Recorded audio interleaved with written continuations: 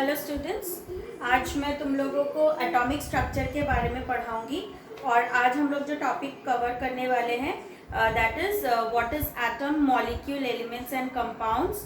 फिर molecule of an element, molecule of compound, structure of atom, why atom is neutral in nature, atomic number, atomic mass, electronic configuration, valence shell and valence electrons. यहाँ तक आज complete करेंगे। फिर मेरा next video जो होगा वो इसका कंटिन्यूड पोर्शन होगा। ठीक है, so now let's start with atom, molecule, element and compound. इन चारों में डिफरेंस समझना इज वेरी इंपॉर्टेंट, बिकॉज अगर अभी नहीं समझोगे तो आगे चल के केमिस्ट्री नहीं कर पाओगे और ना ही तुमको इनमें डिफरेंस पता चलेगा और कन्फ्यूजन होगा। So try to understand it properly. Now what are atom? Atom is the smallest particle of matter. ठीक है, मतलब हमको पता है कि what is matter, right? Anything which is mass and occupy space is called matter. और matter को तुम अगर मैग्नीफाई करते जाओगे तो उसका जो स्मॉलेस्ट यूनिट होगा वो होगा एक atom. So anything is made up of atom.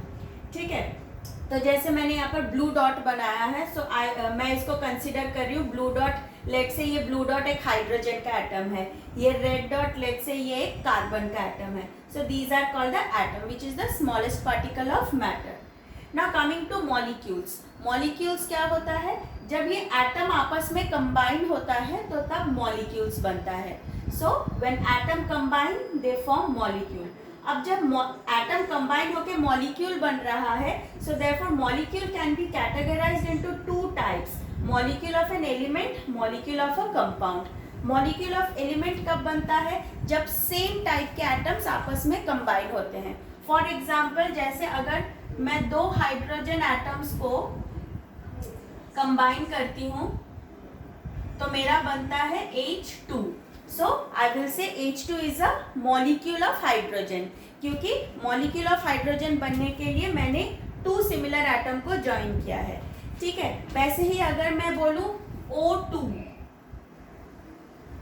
तो ये एक ऑक्सीजन, ये एक ऑक्सीजन, सेम मॉलिक्यूल्स ज्वाइन होके मॉलिक्यूल ऑफ एन ऑक्सीजन बना है। ठीक है, so what is molecule of element? When same atom combine together they form molecule of an element. ठीक है, वैसे ही तुम्हारा O3 like ozone, O3 is ozone, ये भी एक मॉलिक्यूल ऑफ एलिमेंट है। फिर N2 ये भी मॉलिक्यूल ऑफ एलिमेंट है, क्योंकि हर एक में सिमिलर एटम कंबाइन हो रहा है। ठीक है ना। Coming to molecule of a compound. Molecule of compound मतलब when different atom combine together तब वो मॉलिक्यूल ऑफ अ कंपाउंड बनता है। फॉर एग्जाम्पल, जैसे यहाँ पर हाइड्रोजन है और लेट्स से हाइड्रोजन को मैं ब्लू में कलर करती हूँ और ऑक्सीजन को रेड में। ठीक है, तो यहाँ पर this is hydrogen atom H,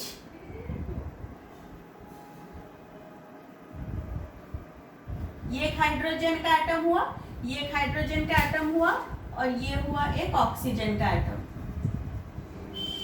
ठीक है, तो तीनों आपस में मिलके क्या बन गया? H2O, यानी वाटर का मॉलिक्यूल। सी, यहाँ पर डिफरेंट मॉलिक्यूल कंबाइन जब हो रहा है तो जो बन रहा है उसको हम बोलेंगे molecule of a compound. See, you have two different types of atom.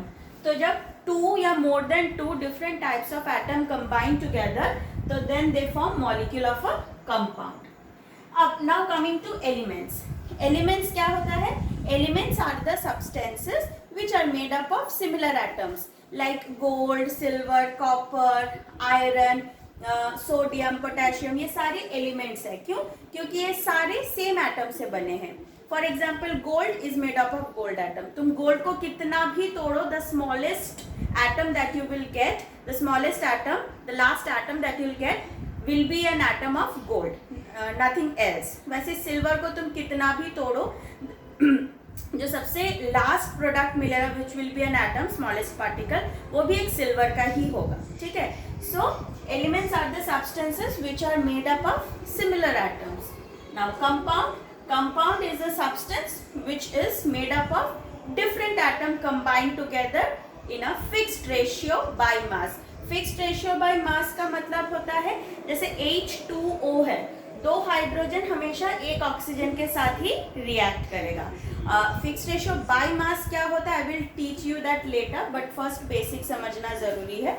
So hope that clears you to differentiate between atom, molecules, elements and compounds. Now, next topic is structure of an atom. Structure of an atom, ठीक है.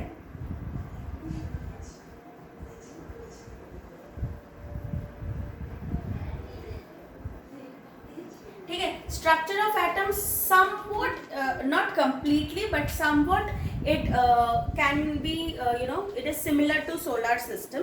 ठीक है. जैसे सन बीच में होता है, planets चारों तरफ घूमते हैं, तो एटम भी ऑलमोस्ट वैसा होता है. Not exactly, so don't miss interpret कि मैं बोल रही हूँ solar system is exactly like how atom look, but kind of. जैसे फॉर एग्जाम्पल एटम में एक सेंट्रली लोकेटेड बॉडी होता है जिसको हम लोग न्यूक्लियस बोलते हैं. This is nucleus. ठीक है. और उसके न्यूक्लियस के अंदर क्या होता है, प्रोटॉन्स एंड न्यूट्रॉन्स. न्यूक्लियस के अंदर क्या होता है, प्रोटॉन्स एंड न्यूट्रॉन्स. ठीक है. P for proton, N for neutron. Protons are positively charge, neutrons have no charge. ठीक है. अगर भूल जाओ, see P for proton, P for plus. So protons are positively charge, N for neutron, N for no charge. So neutrons have no charge. और ये दोनों कहाँ पर होते हैं, न्यूक्लियस के अंदर में होते हैं. उसके बाद न्यूक्लियस के चारों तरफ ऐसे ऑर्बिट्स होते हैं जिनको हम लोग एनर्जी शेल्स भी बोलते हैं. इसको एनर्जी शेल इसीलिए बोलते हैं क्योंकि इसमें इलेक्ट्रॉन्स होते हैं. E for electrons which are negatively charge. ठीक है. तो ये जो इलेक्ट्रॉन्स होता है इस शेल में घूमता रहता है.